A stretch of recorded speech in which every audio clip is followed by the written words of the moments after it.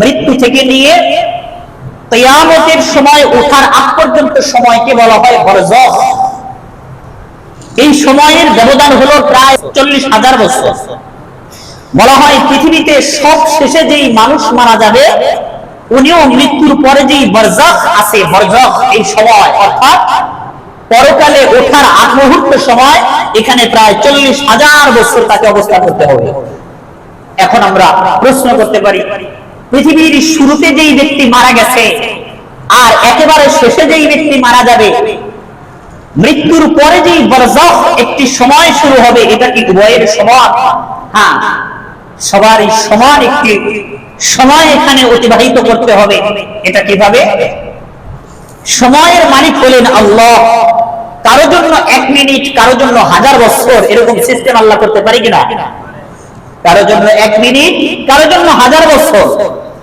আমরা ইতিহাস পড়েছি, আল্লাহর নবী সাল্লাল্লাহু আলাইহি ওয়াসাল্লামের সম্মানে সূর্যকে আল্লাহ থামিয়ে দিয়েছিলেন। রাসূলের তার নিজের কাজ সম্পাদন না হওয়া পর্যন্ত সূর্য স্থির ছিল। এই যে সময়ের মালিক হলেন আল্লাহ, আপনার জন্য 1 মিনিট, আরেকজনের জন্য 1000 বছর। তো পৃথিবীর শুরুতে যেই ব্যক্তি মারা গেছে আর শেষে যেই ব্যক্তি মারা যাবে, এই ব্যক্তির বরজখের সমান হবে সময়, সমান সমান সমান হবে। এখন কথা হলো 40,000 বছর, এটা সাংঘাতিক একটি সময়। এই সময় মানুষের নেক আমল অনুযায়ী কম বেশি করা হবে। যেই ব্যক্তি দুনিয়াতে অনেক বেশি নেক আমল করেছে, ইবাদত বন্দেগী করেছে, তার জন্য 40,000 বছর 40 মিনিটের মতো হয়ে যেতে পারে। মৃত্যুর পরে 40 মিনিট ঘুমাইছে, 1 ঘন্টা ঘুমাইছে, তাকে ডাকা শুরু হয়ে গেছে, এই ইসরাফিল সিংহায় ফুৎকার দিয়েছে, তুমি ওঠো, বিচার শুরু হবে। উনি যদি মুমিন হন, সে বলবে, হায় রে, মাত্র ঘুমাইলাম, সকালে ঘুমাইলাম, এখনই ডাক দিচ্ছে। আর যে ব্যক্তির পাপের পরিমাণ বেশি, ওই ব্যক্তির সময় আর যাবে না, জাহান্নামের উত্তাপ তার আত্মার মধ্যে আসতে থাকবে, তার কবরে জ্বলন শুরু হবে। ওই ব্যক্তির 40,000 বছর কাটবে না, মনে হবে যে 40 কোটি বছর কেটে যাচ্ছে, এখনো কেন কিয়ামত শুরু হয় না।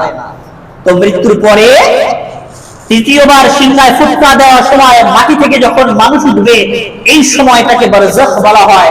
এই সময়ের ব্যবধান হলো প্রায় 40,000 বছর। যখন প্রতিশ্রুত সময় আসবে, আল্লাহর ওয়াদা যখন চলে আসবে, যখন তৃতীয় ফুৎকার ইসরাফিল আলাইহিস সালাম সিংহায় দিবে, তখন পরিস্থিতি কেমন হবে?